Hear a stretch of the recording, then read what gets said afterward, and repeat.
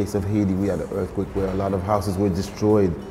How do we house people again in a temporary fashion? Whenever there is a disaster, shelter is one of the key components in the humanitarian assistance and considered as the most fundamental tool to save the lives of disaster affectees.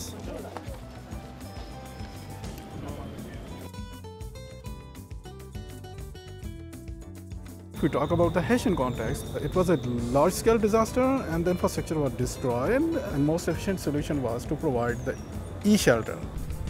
E-shelter is light, easy to transport, easy to store, easy to erect. If the climatic condition is not windy, much rainy, it can last between 3 months to 6 months.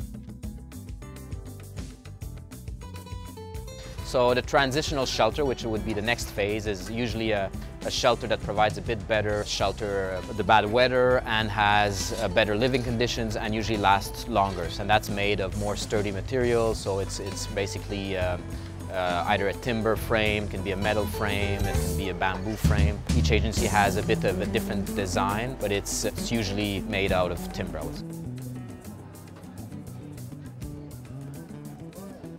Transitional shelter fills the gap between the emergency and reconstruction. So it includes water, sanitation, provides more dignity, protection, be it a child, be it a woman.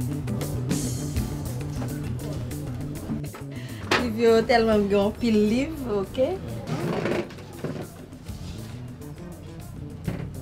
Faire un peu de les gens qui recevoir shelter dans la première vague shelter yo. Et ça fait plaisir que, et dans le moment, nous avons vraiment besoin d'un côté pour nous aider. We usually follow the sphere standards, which are guidelines that have been produced over the time to basically guide us along in the type of a shelter that should be built ideally, what type of material, how far one shelter should be from a water point, or how far a shelter should be from a latrine. And in a context of Haiti, for example, usually the shelter cluster is the one that basically makes sure that everyone follows the sphere standards. In Haiti, the solutions that have been made available to families in order to help them to move from the camp back into their communities, some of those solutions have been transitional shelters, wooden homes, others where we've helped repair houses that were damaged. And a third solution, as it turns out, is rental solution. For those families who don't have land and don't have a house to be repaired, what they need to do is re-enter the rental market. These are, in the vast majority, families who were renting homes before the earthquake, and what they need is a little helping hand to be able to get back into that rental market for the first year. Nous finissons Kaila, nous à côté après ça, yo vini visiter Kaila, yo garder Kaila si yo aime Kaila, si Kaila pas si difficile. Après ça, nous finissons garder Kaila, ouais si Kaila bon yo prend. What we've done is we've given them an assistance of up to $500 US, and they can find any property they like in any area of the city and move back in according to their needs. To help people get out of the camps after a crisis or after an emergency, I think one of the solutions we may use is the host family. We are very close to our family here in Haiti. This can be used to help people to find a way to leave the camps.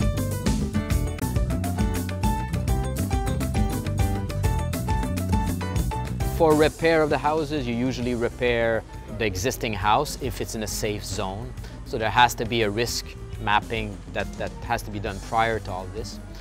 The risk mapping will tell you if your house is in a dangerous ravine, if it's on a dangerous slope, if there's flooding issues, if you're on a seismic fault line that's dangerous. And then based on that, you can define which zone to repair. And when you do the repair, you're trying to reinforce the building to make it as solid as possible. And then the next phase would be a permanent house. So the next approach is more providing a house that's basically you know, something that lasts for a much longer period. That can be a multi-family building, a single-family building. We studied a modular house of 17.5 square meters that can fit almost all the plots that are in this neighborhood. We can study expansions.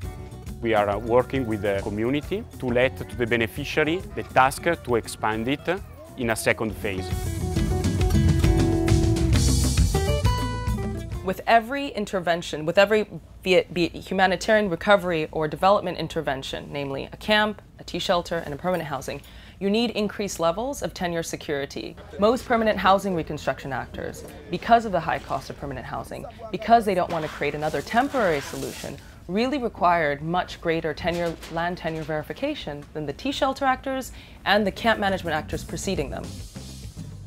What we learned here in Haiti, especially at the beginning when we dealt with a caseload of 1.5 million people, is that there's no solution that fits all. And the international community needs to remain alert and aware of the different types of solutions that can be given. It's critical to break down the caseload of people living in camps to provide to those in need the specific response that they require.